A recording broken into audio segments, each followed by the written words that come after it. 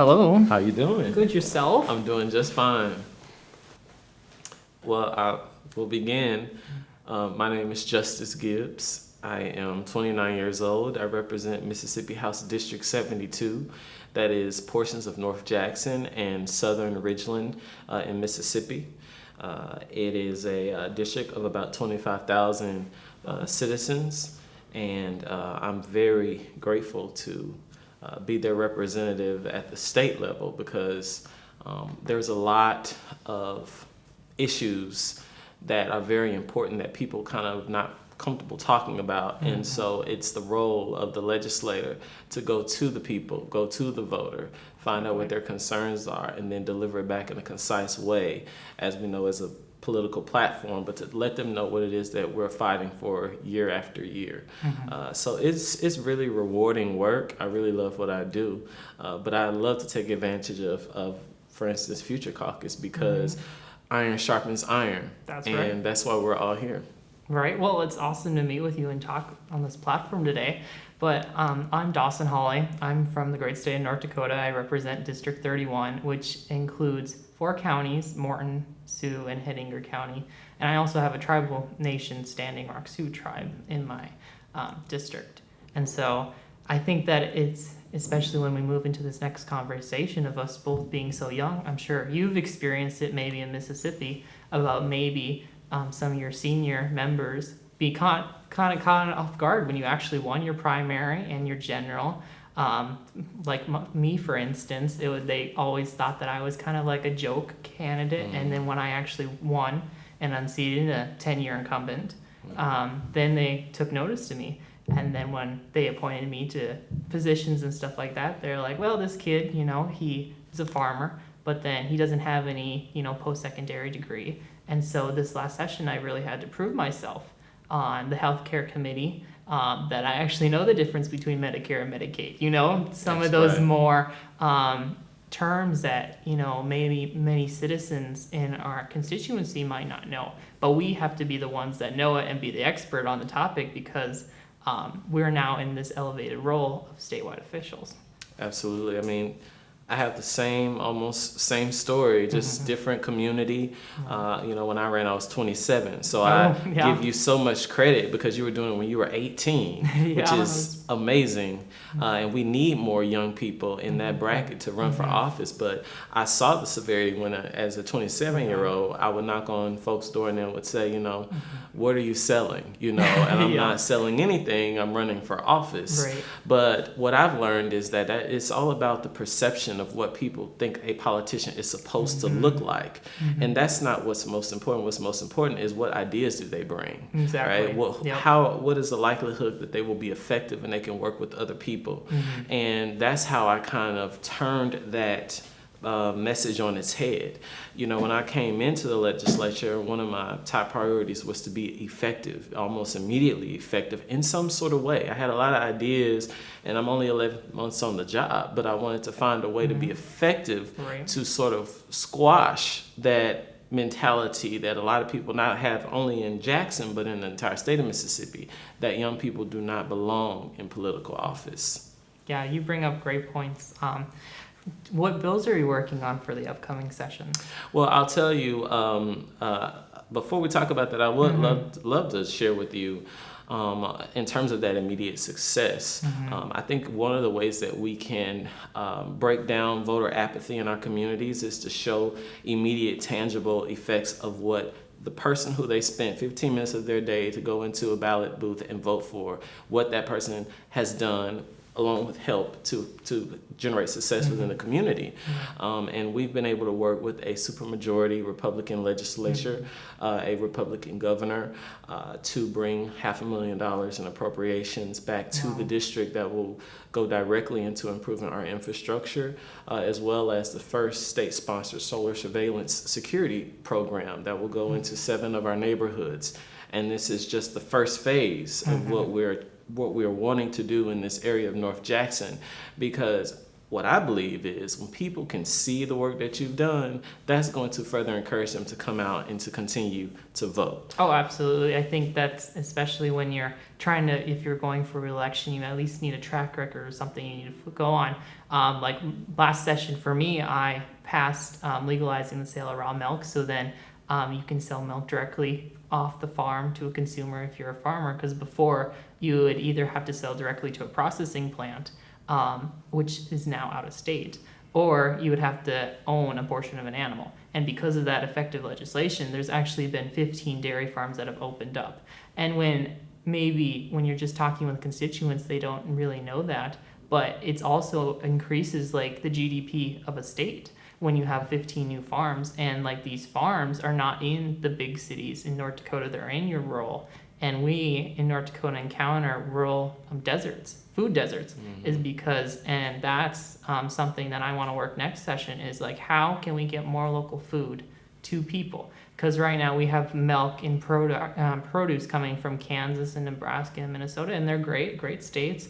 But when your shelf life is cut by a week, that's huge, especially when you're a mom on food stamps and you're relying on that milk to at least last 2 weeks, and then it's only lasting a week. You're not getting your money's worth, and the people should demand better things. Right, right, absolutely. So tell me, are you doing anything specific in relation to that? And as well as we're both young, and we both prioritize and think about young people, the success of young people. Is there anything cool going on in North Dakota in regards to that? Well, obviously, I'm going to be working on my dairy legislation. I think it's cool, but some people call me a nerd or a dairy nerd. But I think one thing that is always brought up in North Dakota, and maybe it's in Mississippi too, is the cost of tuition for post-secondary education.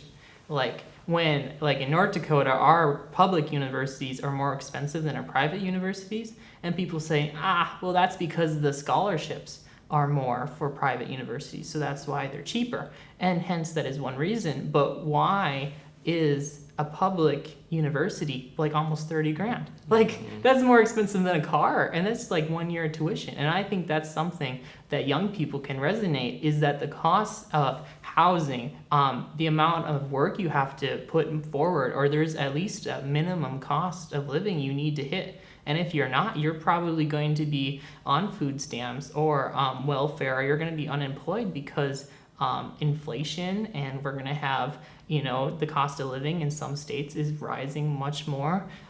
So I think as young people, I think we are more in tune with the people because we just graduated from college or high school, and now we're entering in the workforce. And so we can be like, we're actually in with you. We're not retired.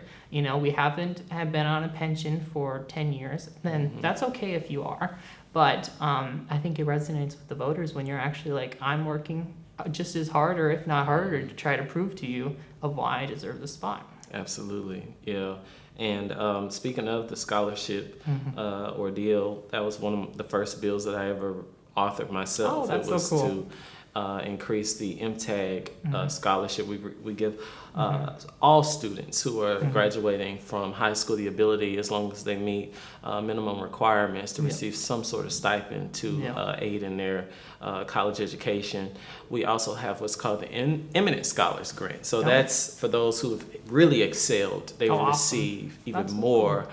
But what I learned is, as you just talked about, the inflation, this language was crafted in the 1990s. We are in a completely different era now. We are. Where, the difference of $500 to $1,000 still affects people's decision on whether or not they're going to go to college or not. Right. And one of my goals was to increase the amount in all areas, not just for the eminent scholars, but for those who have met the minimum requirements.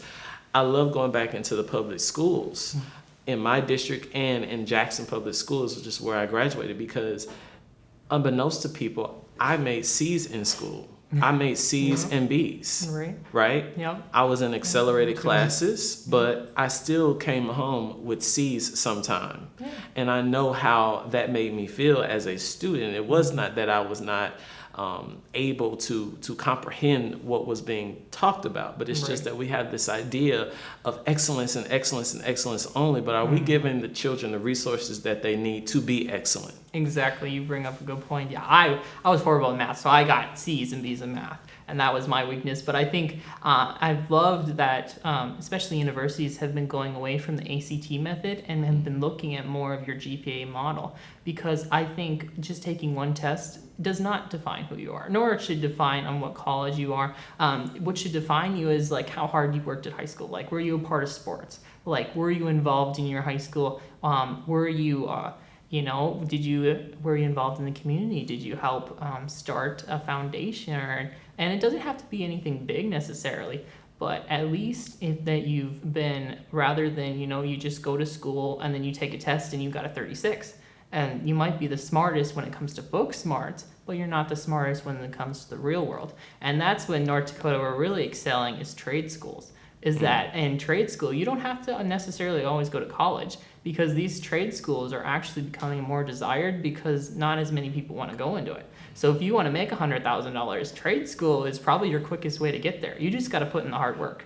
And there's a lot of people that want to put in the hard work, but maybe aren't told that, hey, you don't have to go to college. Right. Or some people go to college and they're told you'll figure it out. But why are we telling kids, and kids our age, or even our constituents that go college and figure it out? Why not figure it out for that year? And then maybe you'll save yourself $30,000, and maybe you want to go in the military and then they pay for college, or you want to go to a trade school and it's only a few thousand. Like, I think that we need to start changing our mindset that maybe you don't have to go to college right away after high school. You can take a break and relax, and maybe you want to save up and get a full-time job 9 to 5 as a waitress at Olive Garden to help pay for school rather than taking out as much debt.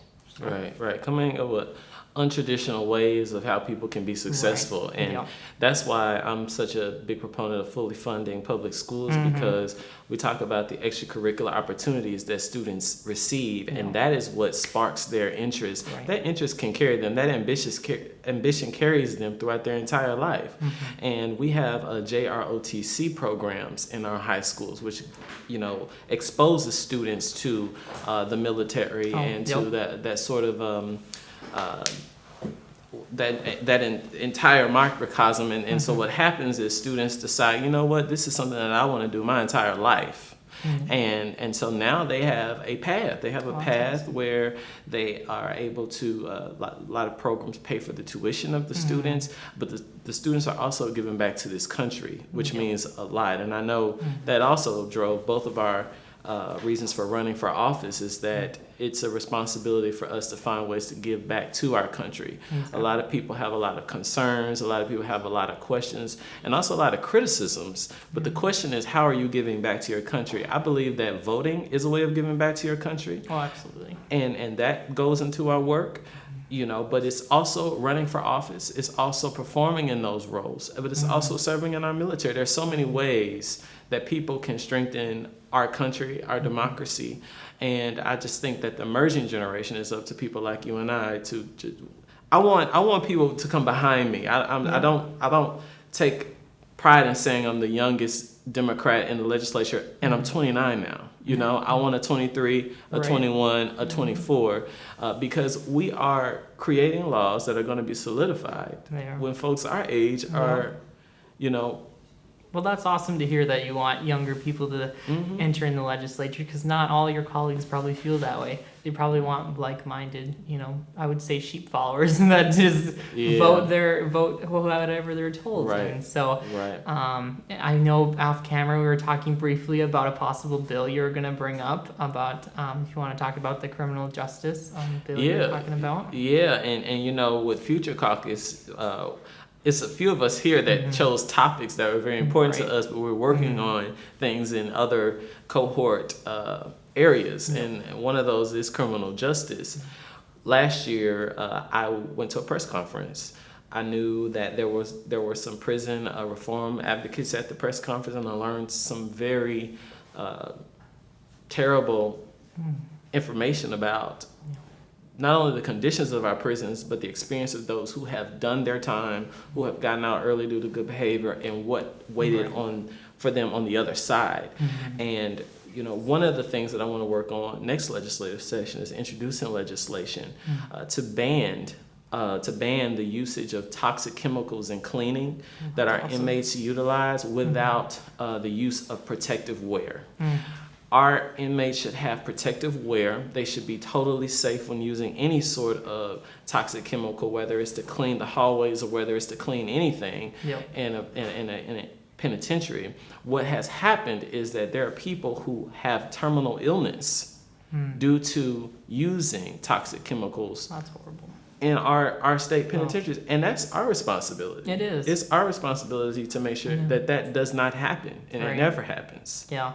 I love that you brought up criminal justice, because my views actually changed when I came to the Future Caucus too, is that, when I thought when a prisoner goes to prison, that they're just kind of marked off, that they serve their term and then they go back into work. But I didn't realize when a person, is sentenced to prison or whatever for 10 years, they're completely displaced.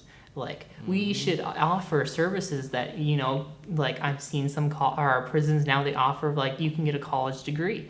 And, like, I think that we need to keep setting them up, because once they leave the prison, we don't want them to get in a system where they just end right back up. Because that's not effective for the taxpayers, and nor should it be for an individual. I think prison was designed for maybe not as a punishment, but more as a reform on the individual, that you did something wrong, but now let's take some time and reflect on ourselves and how we could be better stewards in our community. But in some instances, prisons are now turning people into criminals because of the gangs or whatever that are in prison. And so I love that you bring that up, because we want to protect our prisoners. And I don't think that's heard a lot from colleagues or even as young people, is that they are valued members of the community and they are being productive even if they are in a different environment than us. That's right. And so that's right. And having that approach of, like you said, is that they're here to rehabilitate. Exactly. Not just to punish and to continue to kick for the rest of their lives. And also what's in our state constitution, our state law, is that once you have committed felony, nonviolent and violent, which is on our list and is outlined, you permanently lose the right to vote. And I talked about this a little bit in our first session this morning, when I learned that there were over 200,000 Mississippians who have lost their right to vote. And this is a group that were convicted of nonviolent felonies. And that includes things such as forgery. And you got to think about the impact of the state's politics when we are telling people that they are no longer able to be involved in the process of government. They can't vote. They can't. It's just not right. I just saw a picture when I was on the plane coming here, and I can't remember which state it was, but they had voting booths set up in the prisons. They allowed those that were inmates in the state's penitentiary systems to vote. And that, to me, when I saw that, I saw this is a human who is a citizen of this state, who has an experience in this state, and who deserves to be able to make a decision based on the future of this state. That future, they may be out one day.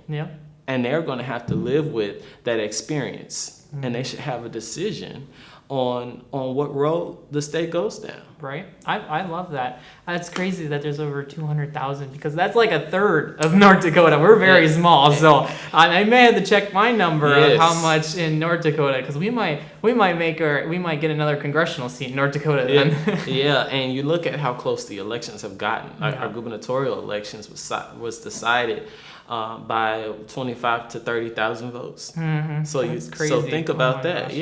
Wow, that's a crazy impact, and I'm glad you're fighting for Mississippi on this, because you're so passionate about it, and I'm thrilled, and I'm looking forward to see what you got in the coming months and coming years.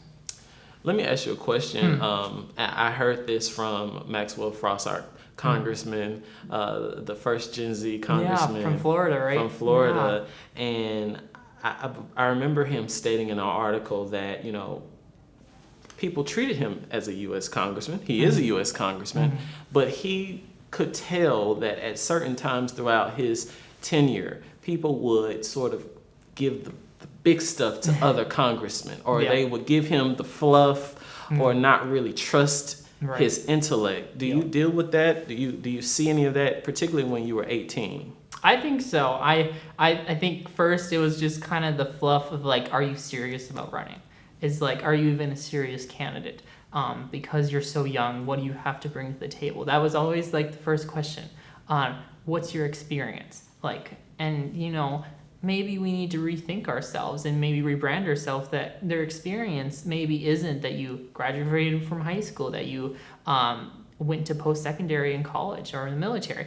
But my experience that I worked with is that I was born and raised a dairy farmer. Mm-hmm. And so that was my passion, is that I wake up at 5 a.m. and I milk those cows. Mm-hmm. And I put in 110% effort into making sure that I can do the best that I can. So there was times I hit a wall or multiple walls. And sometimes I would just look at myself and I said, why would I be in this industry when they won't even accept me? Yeah. But it's, at the end of the day, it's that fight that you're not fighting for yourself, you're fighting for your constituents, and you're fighting for a cause to make your state and the nation better. Right. And so that's what I just kept telling myself, and with prayer and with other colleagues that were similar to my age. In North Dakota, we're very unique. We had 5 individuals that were under 25 last session. Wow. So we were actually called the Future Caucus. Wow. So we were all kind of like just marked off that, oh, we don't know what we're doing. We're young, we're radical. But when they actually have a conversation, they're like,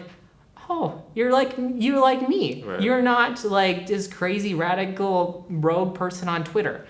I don't have Twitter, and I'm not big on Twitter, but you know, they would just look at national level politics, but national level politics is not state politics. Mm-hmm. And I think national level politics is actually what's driving us apart. And I love, that's what I love about the Future Caucus, is that we don't really discuss national politics. We're discussing state policy. We're talking about policy when criminal justice reform, when we talked about. I'm on the energy fellowship because that's massive in North Dakota. It's 33% in our revenue, oil tax that we get, so that funds our state so much. And I just think that we should not be written off all the way. We have more to offer. And did you experience similar? Yeah, I love what you said about experience, because I don't care what party you're in. If you pick up a push card to run for city council, state legislator, governor, president, you name it, everybody is going to plaster the word experience in all caps. But as you said, how do you define experience? Because you can say, well, I've done something for 30 years. Well, how effective have you been in that 30 years? Right. Yeah. So that in itself is not a qualification of holding an office. And I believe also we have to get past this idea that we want or we endorse political candidates in order to give them a gift for what they have done in the past. The question is, how effective are they going to be in that position for the future? Oh, exactly. That's where what we tend to stumble on, you know, and what happens is that young people are already at a loss when we use that measuring stick, because young people can't say that they've done something in a private sector or public sector space for 15 to 20 years. What we're saying is that if you are 18 to 25, you don't belong. And that is an incorrect way to look at things. We were just talking yesterday at the George Washington Presidential Library, and we were all sitting there like, look at all of these young leaders. They were young. They were young. The civil rights leaders were young. You know, those founders who helped craft this country's constitution were young. They were. So, and don't make me go to the Bible. Young. And so I hope that we get back to that. That's a part of both of our mission, you know, is to show sometimes how we can be hypocritical in the way in which we tell young people, we want you to be involved, we got to get our young people out there, but then when it's time for them to step up to a big leadership position, we turn our heads. Those days need to be over. Exactly. Yeah, and I think that we should encourage more young people to vote, because sometimes it seems like experience is a top thing when voters look, but it's also young people don't have funding.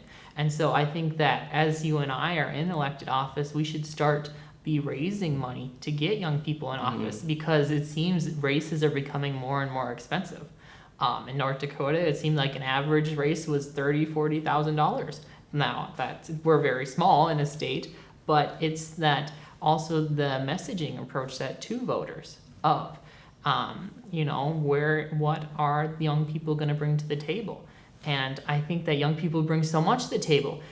Just like a few weeks ago, I was talking with a older senator from North Dakota, and he had no idea what Chat GPT was. And he was like, why the university's banning Chat GPT? And then I ran through it, and he still didn't understand how an AI algorithm works. And he was like, but then we might have issues that deal with AI, and he still doesn't know it because he hasn't experienced it.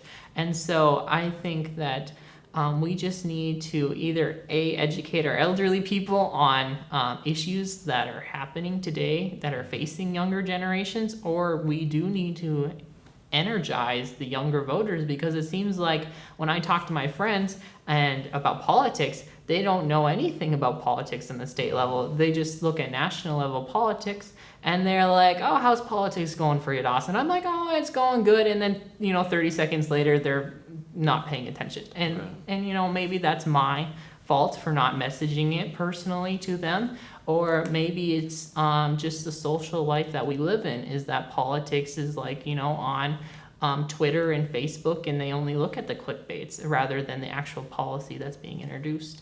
And so I think that's something that we're going to have to focus on for the next generation, is how do we get civic engagement more in young people? Because in North Dakota, we're on a decline for people voting. So that's something that I don't know how to fix, but maybe Mississippi's on a decline too. I hope not, but we need to have high schoolers, like maybe we have a day off for voting on election day. I would love to see that. It does disrupt part of people's school life, but I would say it's one of the most educational. Right? It's the most important holiday. I would feel like is my Super Bowl in a way. I love it, and I just hope that we can turn the page on where other nations, it's like young people are actually the one, like you mentioned, that are changing the views. And I think that we are changing the views.